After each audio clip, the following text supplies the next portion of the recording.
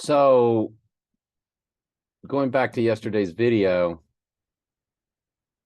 I think that the Great Trib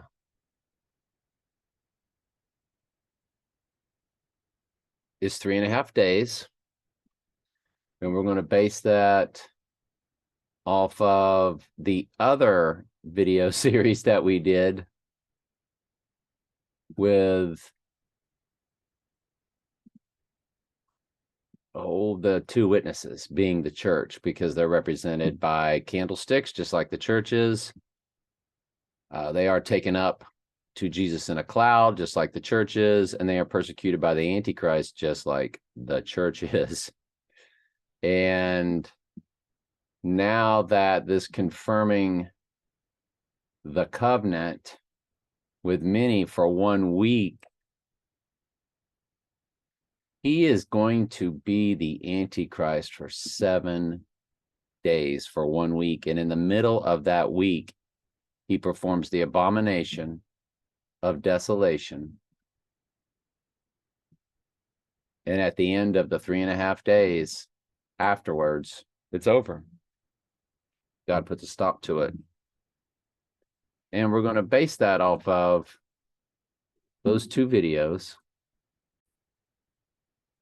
This is all part of my Two Witnesses playlist, and the confirming the covenant is at the bottom.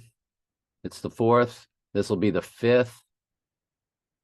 But what I probably need to do is also create a playlist that just is specific. Great Tribulation last 3.5 days. Because when you go to Revelation 11, which is about the two witnesses who are represented by 2 candlesticks, as the church is represented by 7 candlesticks. And this is all figurative speech.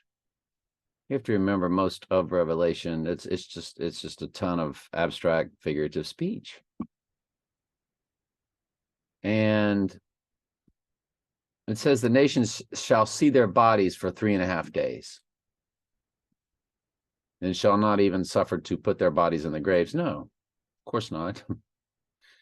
Fallen angels have now possessed human bodies and are killing sheep and using the human body as an avatar to kill sheep.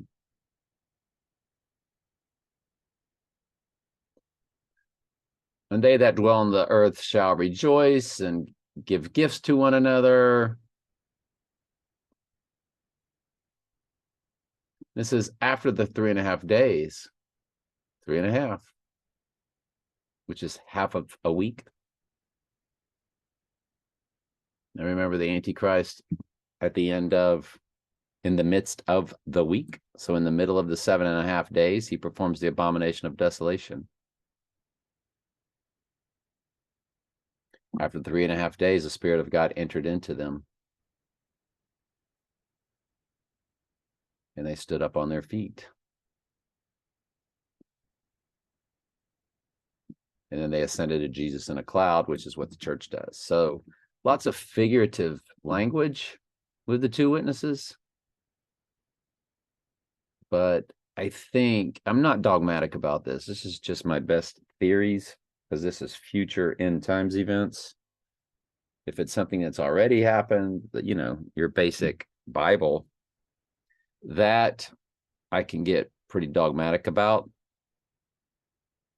This is all speculative, but it is looking like, based off what we learned yesterday, confirming the covenant is not what we've been told.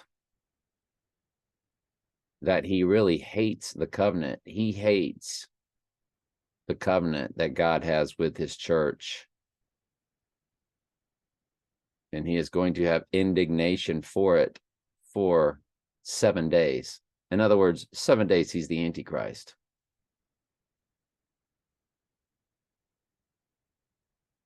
And they're going to be killing sheep, putting him in jail, so on and so forth.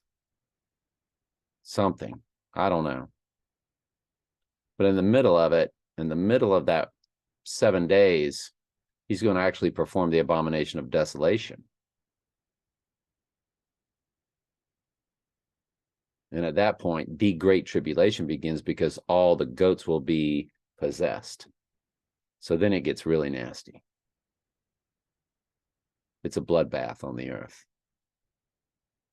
for 3.5 days. And then it's over.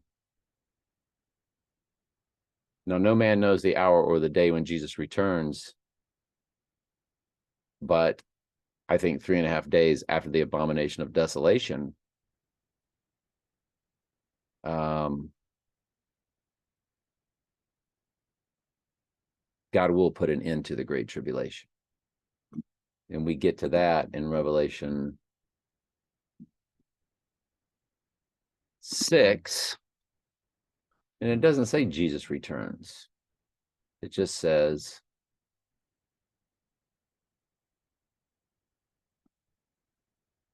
open the sixth seal, and lo, there was a great earthquake, and the sun became black. This will be the end of the great trib.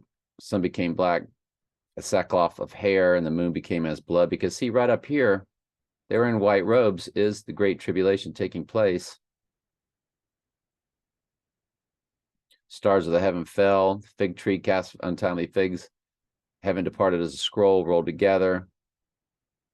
Kings of the earth, the great men, the mighty man, the rich man, saying, hid themselves in the dens of the mountains, said to the mountains and the rocks, fall on us.